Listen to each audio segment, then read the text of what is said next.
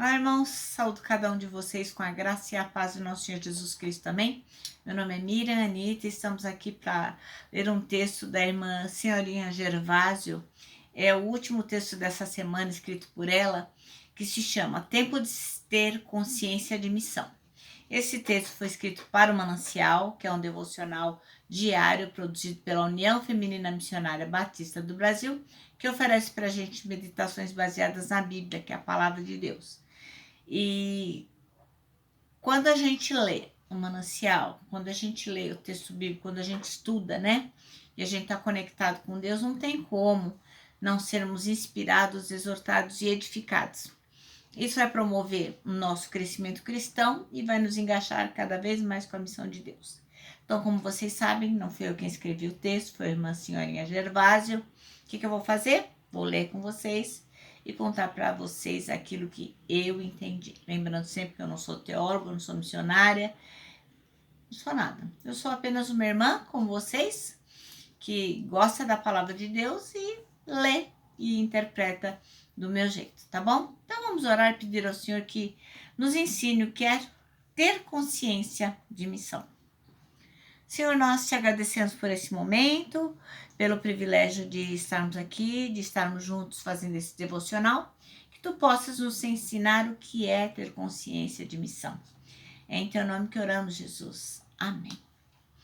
Bom, o nosso texto bíblico está em Gálatas, capítulo 1, versículos 15 até o 17. E diz assim, ó. Todavia, o irmão Paulo falando, né? Todavia, Deus me separou desde o ventre da minha mãe e me chamou por sua graça, quando então foi do seu agrado revelar o seu Filho em mim, para que eu proclamasse entre os não-judeus. Parti imediatamente e não pedi orientação a pessoa alguma. Nem mesmo subi a Jerusalém para me aconselhar com os que já eram apóstolos antes de mim. Mas, sem me deter, segui rapidamente para a Arábia e depois retornei a Damasco.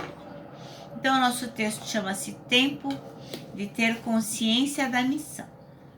E o versículo escolhido pela irmã Senhorinha Gervásio é a parte primeira do versículo 15, que diz: Quando Deus me separou pela sua graça, achou por bem revelar seu Filho em mim, para que eu pregasse para os gentios. Bom, então a gente entende o quê? Que a missão, ela é aquilo que a gente existe para fazer, é a nossa atuação no mundo, é para isso que a gente veio. É um dos tópicos, uma das coisas que nós temos que fazer no planejamento da nossa vida.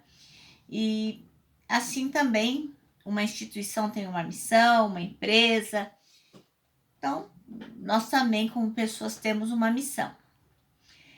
Outros dois componentes dessa estratégia de planejamento é a visão e o valor. Então, visão e valores nos ajudam a elaborar as tarefas, as ações diárias. Bom, o irmão Paulo, o apóstolo Paulo, é um exemplo desses, né? Que mostra para todos nós que somos cristãos qual é o planejamento da atuação do mundo.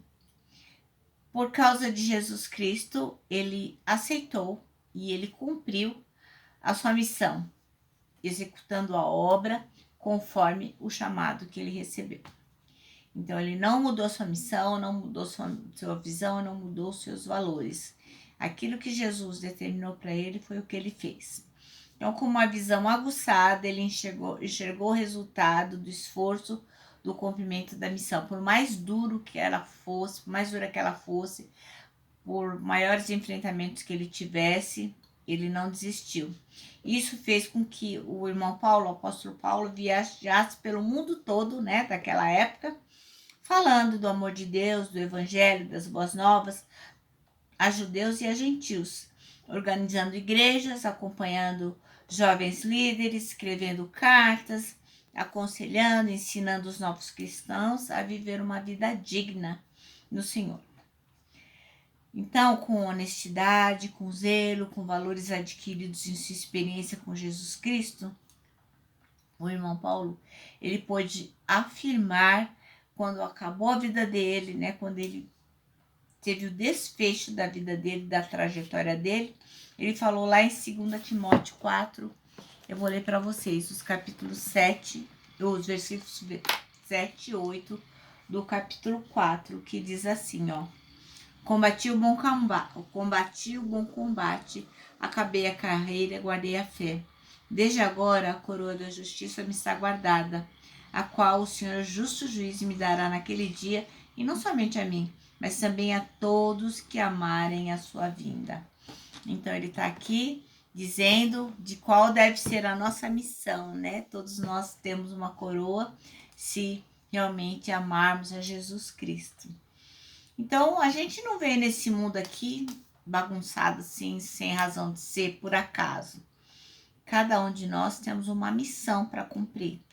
E a palavra de Deus vai o quê? Vai nos dar a visão do reino, vai nos ensinar, nos comprometer com essa missão, né? A missão do reino, e vai nos dar valores e princípios que são a base para a gente atuar nesse mundo de acordo com a vontade de Deus, tá bom? Então, a gente tem que ter essa consciência, nós temos uma missão, não estamos aqui por acaso, nós temos a visão do reino e nós temos valores e princípios que são a base para a atuação neste mundo de acordo com a vontade de Deus. O nosso manancial termina assim, ó. E a gente vai ler 1 Coríntios 12, versículos 4 e 5.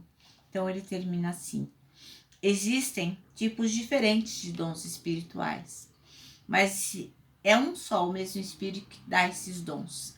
Existem maneiras diferentes de servir, mas o Senhor que servimos é o mesmo. Amém?